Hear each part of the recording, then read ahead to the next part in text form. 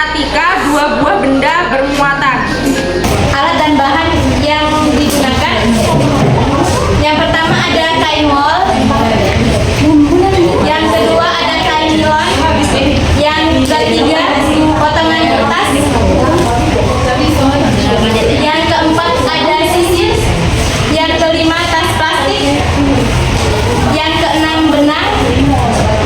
Yang ketujuh isolasi. Yang kedelapan ada bola pingpong. Langkah yang pertama kita lakukan gosokkan sisir pada rambut, kemudian kita dekatkan potongan kertas. Potongan kertas akan terangkat.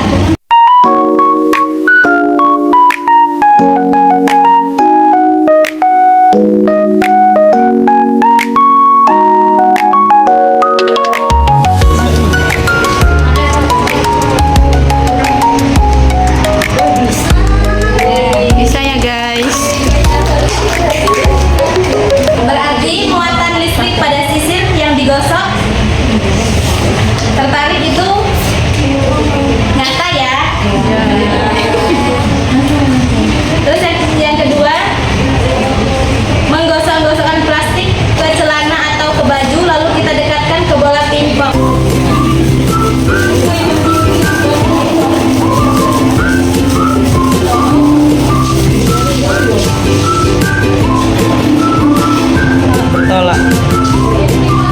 Tolak ini ya Bu ya. Langkah yang ketiga, bola pingpong digosokkan dengan kain nilon, kemudian keduanya didekatkan, maka akan terjadi saling tolak menolak.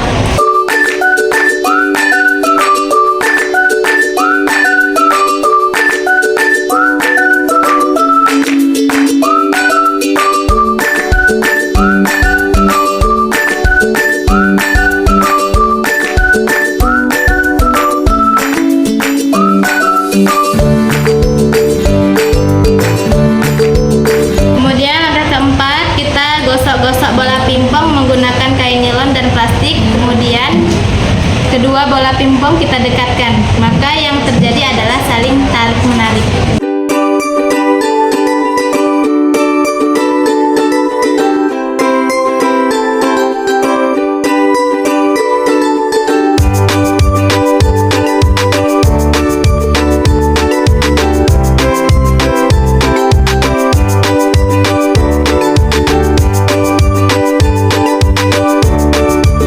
Langkah yang kelima, kita menggosok-gosokkan kedua bola pingpong dengan menggunakan kain bol.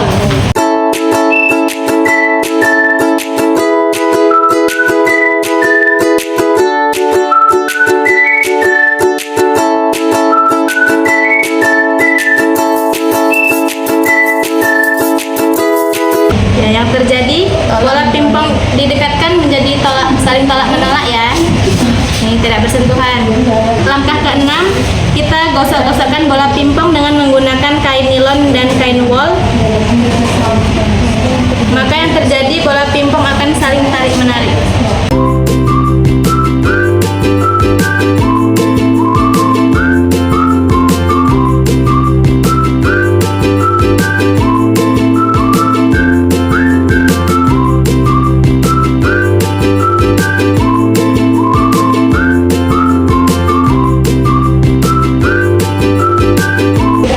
Kesimpulannya adalah setiap benda yang memiliki muatan listrik sejenis apabila didekatkan akan tolak menolak, sedangkan benda yang memiliki muatan berlawanan jenis apabila didekatkan akan tarik menarik.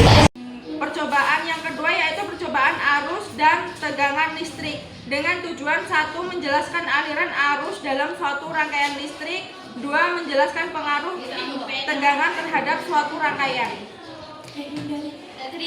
Alat dan bahan yang digunakan: baterai 1,5 volt 3 buah, kabel penjepit 2 hitam dan merah, lampu 0,5 volt sampai 3,6 3 buah, kawat besi, kawat perak, sendok perak, kayu, karet penghapus, mata pensil atau grafik, kertas, tas plastik, air keran, dan air garam sebagai bahan yang akan diuji. Bahan pertama yang akan kita uji adalah kawat besi. Kawat besi kemudian kita capit dengan capitan buaya. Setelah itu kita lihat dan kita amati. Ternyata kawat besi dapat menyalakan lampu. Artinya lampu bersifat konduktor. Yang kedua adalah kawat tembaga.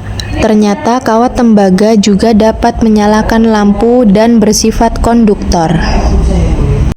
Yang ketiga adalah sendok perak. Sendok perak kita capit menggunakan capit buaya. Ternyata sendok perak juga dapat menyalakan lampu dan bersifat konduktor. Yang keempat adalah kayu. Saat kayu diuji dan dicapit dengan capit buaya, ternyata tidak mampu menyalakan lampu. Artinya adalah kayu bersifat isolator dan tidak dapat menghantarkan listrik.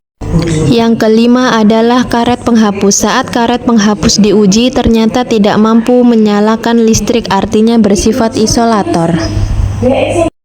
Yang keenam adalah grafit atau mata pensil. Grafit atau mata pensil dicapit menggunakan capit buaya. Ternyata mampu menyalakan lampu sehingga bersifat konduktor. Yang ketujuh adalah kertas. Kertas dicapit dengan capitan buaya. Ternyata kertas tidak dapat menyalakan lampu, artinya bersifat isolator. Yang kedelapan adalah tas plastik. Tas plastik pun sama seperti kertas. Ternyata bersifat isolator atau tidak dapat menghantarkan listrik.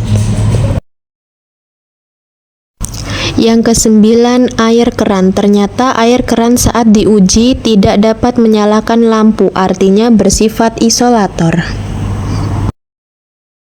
Dan yang terakhir kita uji adalah air garam. Saat air garam diuji, ternyata air garam mampu menyalakan lampu, artinya bersifat konduktor. Percobaan kedua, tegangan listrik. Pada percobaan pertama, di mana kedua buah kabel diletakkan pada kutub positif saja, artinya adalah tidak ada tegangan listrik sehingga pada rangkaian tersebut lampu tidak menyala. Pada rangkaian kedua, saat kutub positif dan kutub negatif disambungkan, ternyata lampu dapat menyala dengan redup karena sumber tegangan yang dihasilkan oleh baterai yang hanya memiliki kapasitas 1,5 volt, sedangkan lampu yang digunakan memiliki tegangan 2,5 volt. Hal ini berarti daya baterai kurang cukup untuk menyalakan lampu dengan kondisi yang terang. Pada rangkaian yang ketiga, baterai ditambahkan satu buah kemudian susun secara seri. Ternyata lampu dapat menyala terang karena baterai yang dirangkai secara seri akan menghasilkan tegangan yang lebih besar menjadi 3 volt sehingga cukup untuk menyalakan lampu sebesar 2,5 volt. Pada rangkaian yang keempat ditambahkan lagi satu baterai. Ternyata lampu menyala sangat terang karena 3 buah baterai yang dirangkai secara seri akan menghasilkan tenaga yang lebih besar menjadi 4,5 volt sehingga melebihi kapasitas yang dibutuhkan lampu agar menyala terang. Kesimpulan, benda-benda yang dapat menghantarkan listrik disebut dengan konduktor, sedangkan benda yang tidak dapat menghantarkan listrik disebut dengan isolator. Berdasarkan hasil pengamatan kawat besi, kawat tembaga, sendok perak, grafit, dan air garam merupakan konduktor, kayu, karet, penghapus, kertas, tas plastik, dan air keran merupakan isolator. Selain itu, pada percobaan tegangan listrik, baterai yang dirangkai seri akan menambah tegangan menjadi lebih besar. Semakin besar tegangan baterai, maka semakin besar energi yang dialirkan ke lampu. Sekian kegiatan praktikum dari kelompok kami. Saya akhiri. Wassalamualaikum warahmatullahi wabarakatuh.